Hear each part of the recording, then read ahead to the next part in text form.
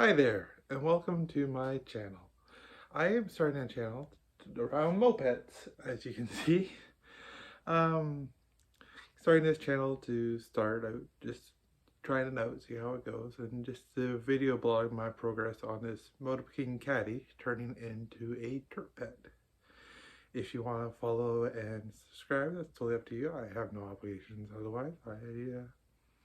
Just doing this so I can video blog and record my progress and be able to share it with friends and family.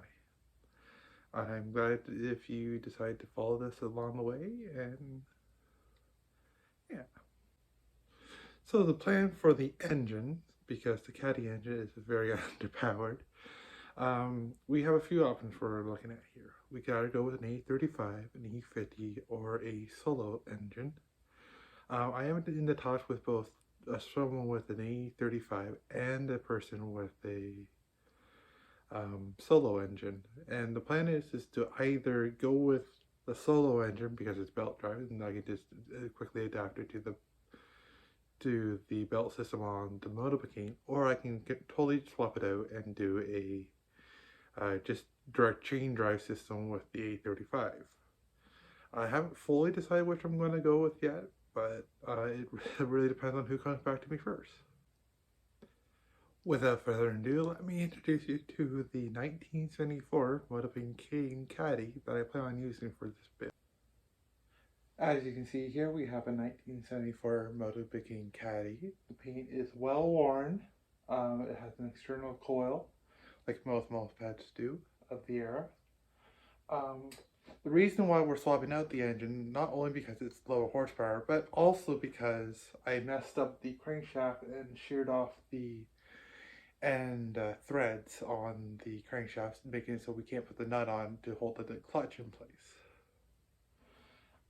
As you can see, I've also put a seat cover. The original one was missing from the seat. I've put a cheap dollar store one on just to give me some comfort over top of the metal. We have V-band brakes up front and a brake drum on the rear. The full plan yet to replace those hasn't fully decided yet. It really depends on how much power the engine ends up making that I decide to put on it does.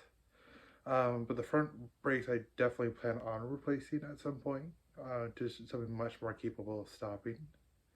As you can see, it's also a rigid frame design.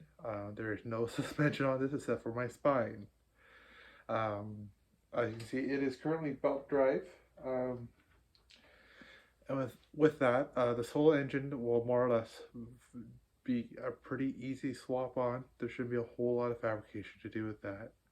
However, if I go with the A35, which is really more my plan here, is to eventually do a direct chain drive system and have a 2-speed, which will be very well suited for a Dirtped.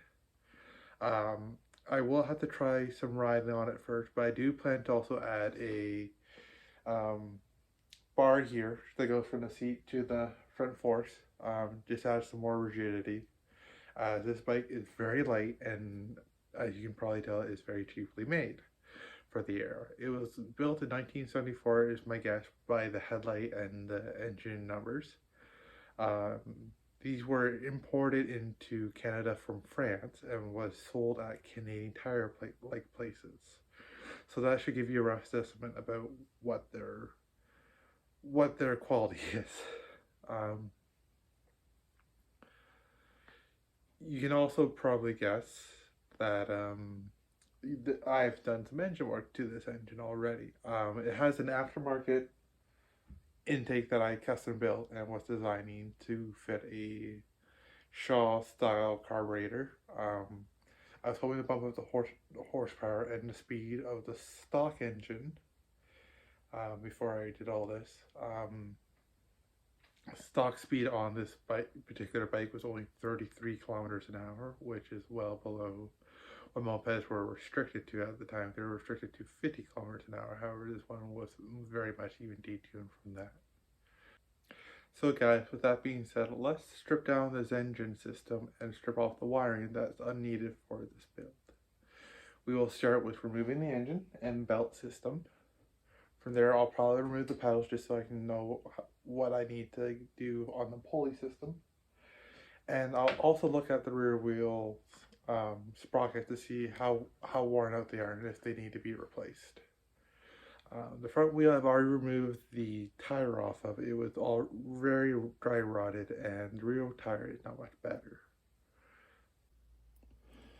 So here we're going to start by unhooking up the wire to the coil, and then I'm going to remove also the wire that goes to the lights, which does work on this particular bike. And then I plan on taking out this nut here and bolt, and taking out this nut and bolt here, and the motor should just drop down and also be able to take off the belt at that time.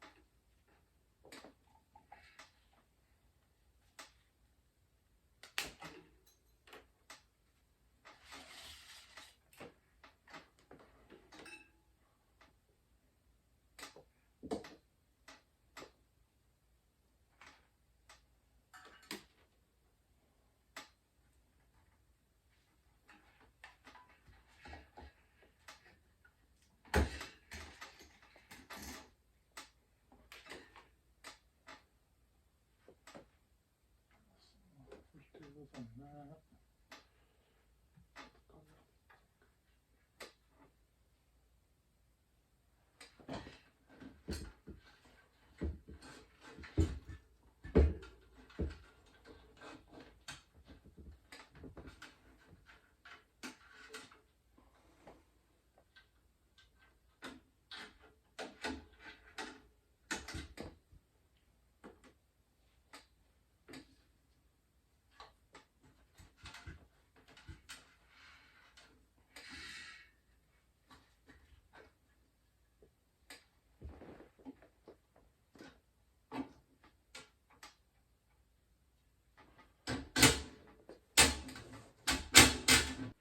Hey everyone, thank you so much for watching today's and the very first episode of my channel.